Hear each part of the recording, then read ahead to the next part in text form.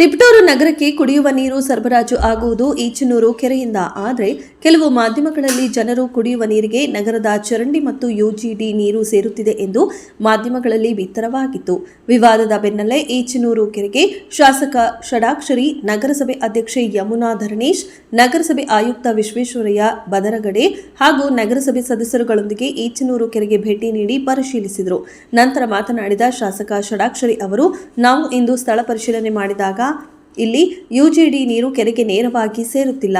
ಅಲ್ಲಿ ಅಡ್ಡಬದು ನಿರ್ಮಾಣ ಮಾಡಲಾಗಿದೆ.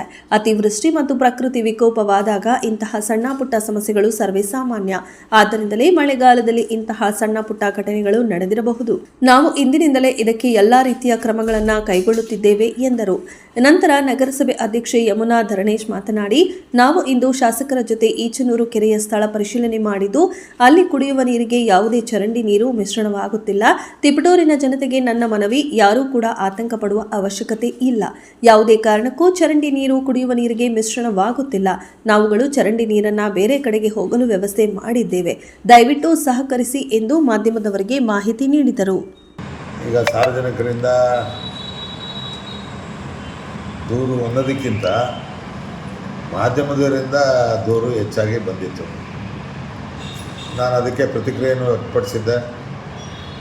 ಮತ್ತು ಅದನ್ನು ನೀರು ಬಿಡೋದಕ್ಕೆ ಮುಂಚೆನೇ ಸ್ಥಳೀಯವಾಗಿ ನಾನು ಅಲ್ಲಿ ಭೇಟಿ ಮಾಡಿ, ಮತ್ತು ಟ್ಯಾಂಕ್ರಿಗೂ ಹೋಗಿ ಭೇಟಿ ಮಾಡಿ ಅದನ್ನು ಟೆಸ್ಟ್ ಮಾಡಿ ತರಿಸಿ ಕುಡಿಯೋ ನೀರನ್ನ ನಗರದ ಜನರಿಗೆ ವಿತರಣೆ ಮಾಡ್ತಕ್ಕಂಥ ವ್ಯವಸ್ಥೆ ಮಾಡಿದ್ದಾರೆ. ಬಹುಶಃ ಸಹಜ, ಈಗ ಪ್ರಕೃತಿ ವಿಕೋಪಕ್ಕಾದಾಗ ಯಾರೇನೂ ಮಾಡೋಕ್ಕಾಗಲ್ಲ. ಈಗ ಕೇರಳದಲ್ಲಿ ಒಂದೊಂದು ಊರೇ ಕೊಚ್ಚೋಗಿದೆ. ಮಳೆ ಜಾಸ್ತಿ ಆಗಿದ್ದರಿಂದ ನಮ್ಮಲ್ಲಿ ಏನು STP ಘಟಕದ ನೀರು ಹೋಗ್ತಿತ್ತೋ ಅದು ಜಾಸ್ತಿಯಾಗಿ ಒಳ್ಳಿದೆ. ಅದನ್ನೇ ನಮ್ಮ ಕುಡಿಯೋ ನೀರಿಗೆ ಮಿಕ್ಸ್ ಆಗಿಲ್ಲ. ನೋಡಿದವ್ರಿಗೆ ಏನನ್ಸುತ್ತೆ, ಅಲ್ಲಿ ಪಕ್ಕದಲ್ಲಿದೆ, ಇದೇನೋ ಅದಕ್ಕೆ ಮಿಕ್ಸ್ ಆಗಿದೆಯೇನೋ ಅನ್ನೋ ಭಾವನೆ ಬರ್ತದೆ. ಅದಕ್ಕೆ ಈಗಲೂ ಅಲ್ಲಿಂದನೇ ನಾನು ಬರ್ತಾಯಿದ್ದೀನಿ. ಅಧ್ಯಕ್ಷರ ಜೊತೆ ಇದ್ದರು, ಸದಸ್ಯರುಗಳು ಜೊತೆ ಇದ್ದರು, ಪರಿಶೀಲನೆ ಮಾಡಿ ಈಗ ಅದಕ್ಕೆ ಪ್ರತ್ಯೇಕವಾಗಿ ಇನ್ನೊಂದು ಆಲ್ಟರ್ನೇಟಿವ್ ವ್ಯವಸ್ಥೆ ಮಾಡಬೇಕು ಅಂತ ಅಲ್ಲಿ 1 ಚಿಲ್ಲರೆ ಎಕರೆ ಜಾಗನ ಗುರುತಿಸಿ ಬಂದಿದ್ದೀನಿ. ಅದನ್ನು ಡೈವರ್ಟ್ ಮಾಡಿ ಅಲ್ಲಿಗೆ ನೀರನ್ನ ಹೋಗಲಿಕ್ಕೆ ವ್ಯವಸ್ಥೆ ಮಾಡಬೇಕು ಅಂತ ಈಗ ಅದನ್ನೆಲ್ಲ ಸುಧಾರಣೆ ಮಾಡೋಕ್ಕೋಸ್ಕರ 15 ಕೋಟಿ ಟೆಂಡರು ಆಗಿದೆ, ವರ್ಕ್ ಆರ್ಡ್ರು ಕೂಡ ಮಾಡತಕ್ಕಿದೆ. ಸೊ ಅದರಿಂದ ಅದನ್ನು ಪ್ರತ್ಯೇಕ ಮಾಡಿ ಶುದ್ಧ ನೀರನ್ನ ಕೊಡ್ತಕ್ಕಂಥ ವ್ಯವಸ್ಥೆ ಅದು ಖಂಡಿತ ಪ್ರಾಮಾಣಿಕವಾಗಿ ಮಾಡ್ತೀವಿ. ಸುಮ್ಮನೆ ಅಪಪ್ರಚಾರ ಮಾಡ್ತಾರೆ. ನಿನ್ನೆ ನಾನು ಬೇರೆ ಯಾವುದೋ ಜಲಜೀವನ ಇದಕ್ಕೆ ಶಂಕುಸ್ಥಾಪನೆಗೆ ಹೋಗಿದ್ದೆ.